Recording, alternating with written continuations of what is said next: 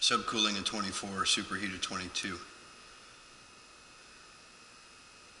Based on the manufacturer's data, I would actually say that this is probably pretty close to the indoor temperature and outdoor conditions. It was actually below that curve to where I would kind of extrapolate, maybe I'm way off, but estimated line length is the best I can do until the system brings the house up to normal.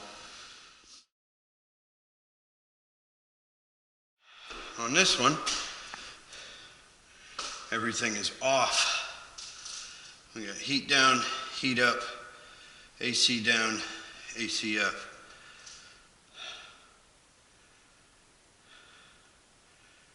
Since we're just going to worry about the air handlers right now, we're just going to go heat up and we'll do heat down and AC up and AC down when we get to playing with those. Trying to find lights because it's dark up there. Microwave, dishwasher, GFI 31 is GFIs. Master bed 26 is lights. Bonus room, washer, master bath, GFI is 12. Disposal is 10. Bonus room is 22. Bedroom 32 and 34 are lights and lights. I'm looking for lights. So hopefully that'll get me lights in the attic. Otherwise, I'll be doing this by headlamp.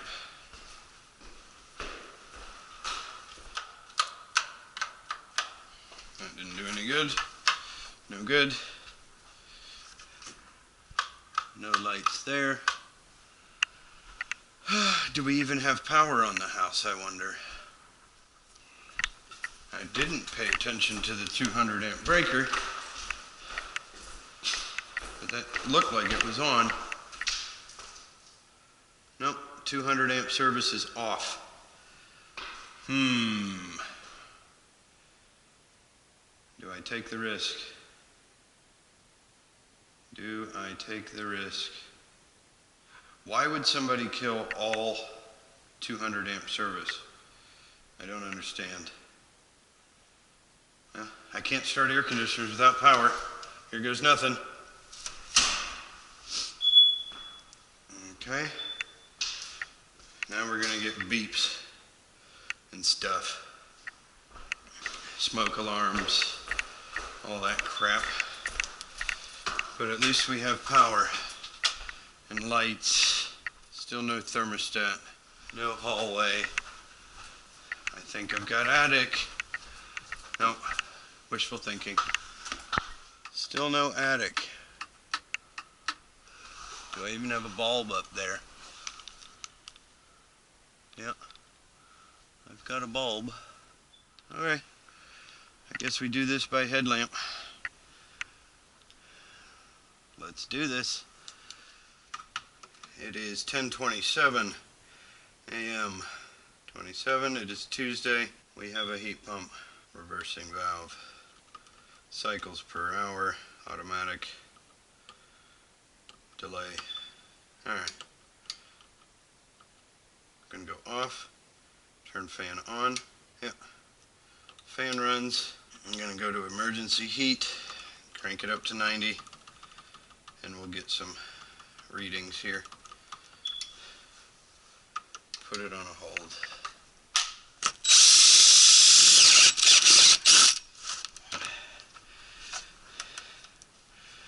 Set up for return.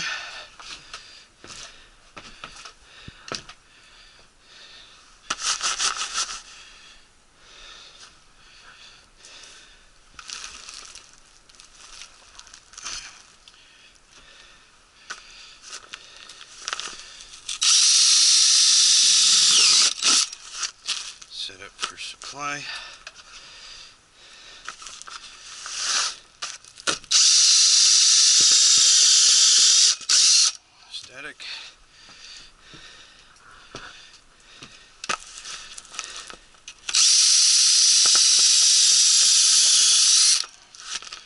static, positive pressure supply, going that away, that away.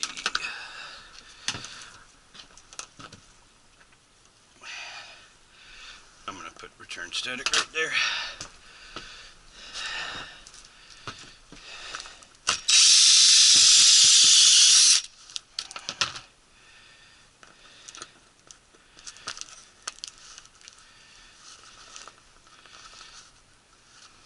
Easier. Alright, so we're at 0. We've got 0.27 return static and a 0.13 supply static, which gives us a total of 0.41. So not too bad on return and supply static. Our emergency heat is running 45 degree return, 71 degree supply. We'll go ahead and input our model in serial for this location, and we've got at Tango Echo Mike 3 Alpha 0 Bravo 18 S21 S Alpha Alpha Sierra Alpha Alpha, and then our serial number is 14311 Tango Papa 02 Victor. We'll get condenser once we figure out which one it actually is. Alright, so we got that. We will go to user inputs, and our air handler is 1.5 tons, 1.5 tons, and we need to get a new airflow calculation. So we go to quick tests, airflow tests, temperature rise. I'm going to say that our volts will be similar, but our amps are definitely going to change. We've got the same 5 kW. Well, I don't remember. No, we had an 8K on the other unit. I'm just going to pull it. It'll be easier. We had a pretty good temperature split, but we'll get a fresh read on this. Amps at 19.5. That's good enough. 19.5. We got 234.9. 235. That's 4,583 watts. Right now we've got an airflow of 500 CFM based on that temperature rise calculation. I am going to go confirm what the condenser is, because we may actually have a 2-ton, but it's probably only 1.5 tons with the small amount of ductwork. But I'm going to go get that model and serial number information while I wait for that temperature rise to even out a little bit.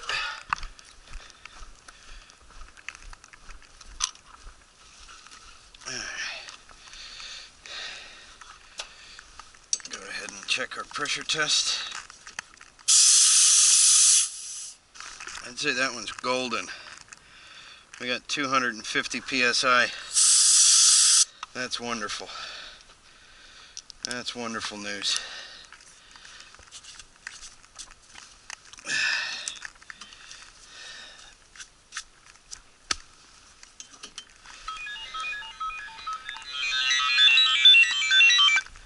Yes, sir.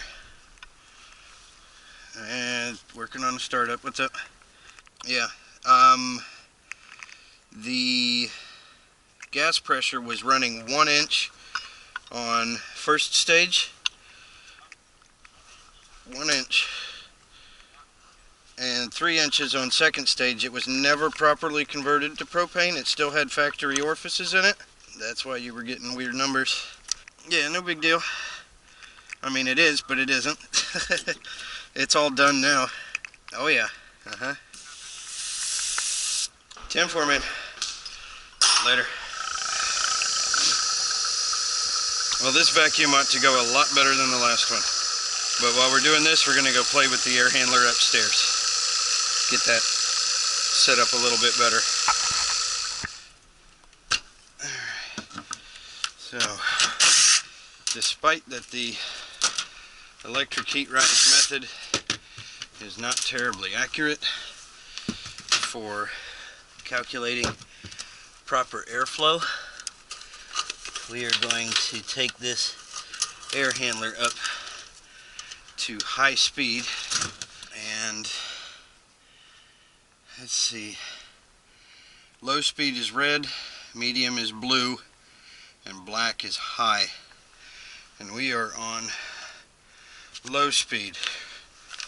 We're going to take it to high because Joe Shearer would approve. Do that. See what our temperature split looks like. We had like a 40-degree temperature split for auxiliary, and that blower looks a lot better than the last one. Power it back on and give it a minute to run and see where our temperature split comes out to then. Alright, so we're running at about 15% battery on the iConnect. Gonna go ahead and swap out the batteries before we run too low.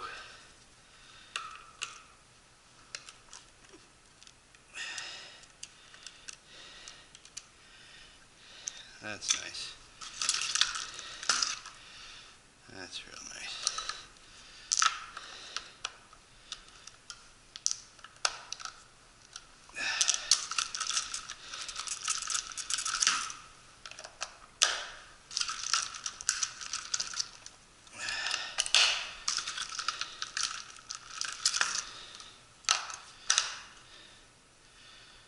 And then we're going to swap the others just so we don't push the limits and run low, because we have half new, half old batteries.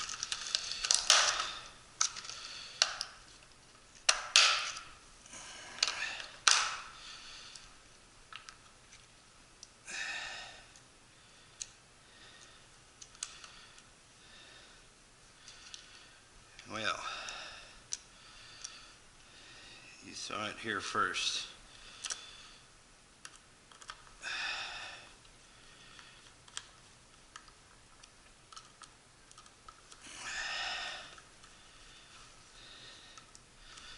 I definitely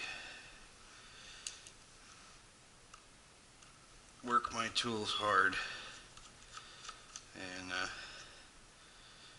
carrying this iConnect around on my belt while visiting lovely crawl spaces and attics has stressed the back of it here. It cracked that battery, and we got a hairline right here, or cracked that corner where the screw mounts. But we're back up with fresh batteries again, and I guess we may swap the back out for the one that's on the old beta I'm connected right now. Well, I didn't document what time we started, but it hasn't been that long. We're down to 82 microns. We're going to valve off our core tools. And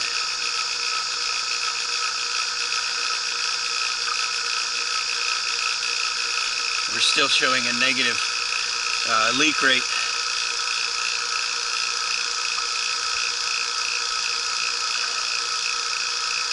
A negative leak rate of 2.1, 1.4, 1.2. I'd say we're amazing in just that short period of time.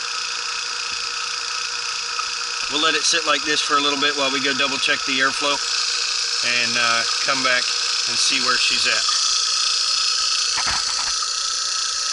And just so that we've got this documented, it is 11:15, or 11:13.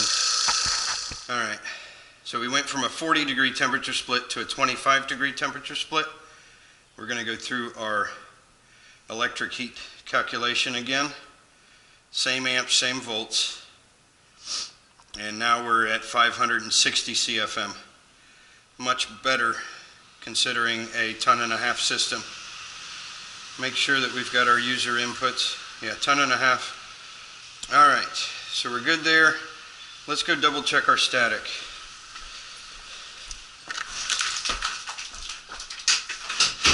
Since we did change the airspeed, our static probably has changed as well.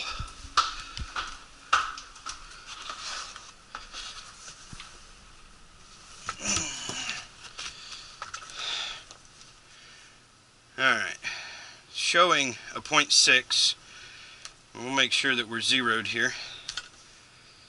And we got a negative 0.1 increase. So we'll check return first. We got a much higher return now at 0.4. Or was that what it was before? I don't remember. So we got a 0.4 return and a 0.2 supply. Gives us 0.6 overall.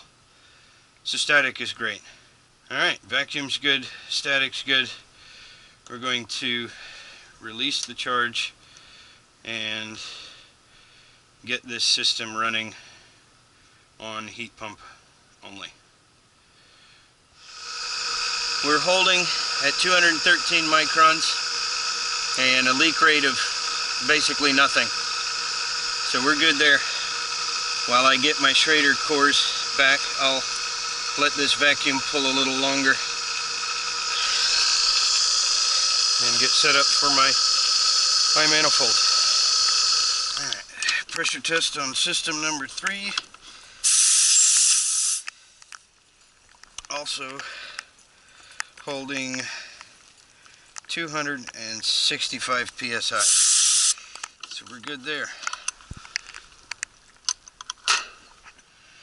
Alright, electrical input, air handler number 2. We've got blower amps 1.2,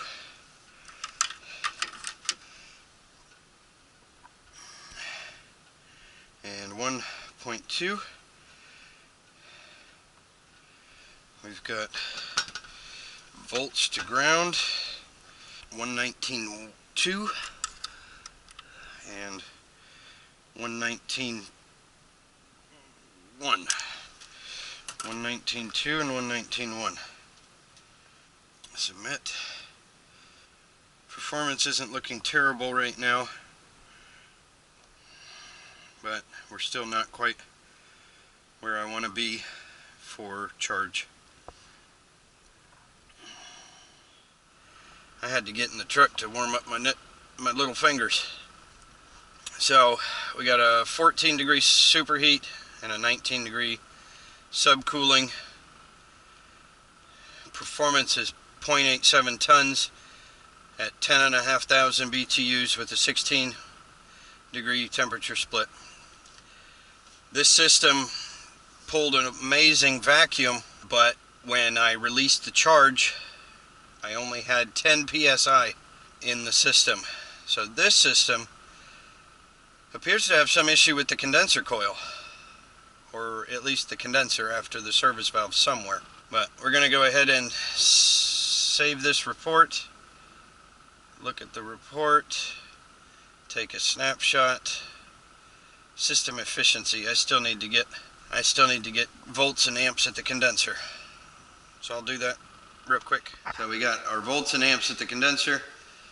Go to reporting, take a snapshot. We got everything filled in.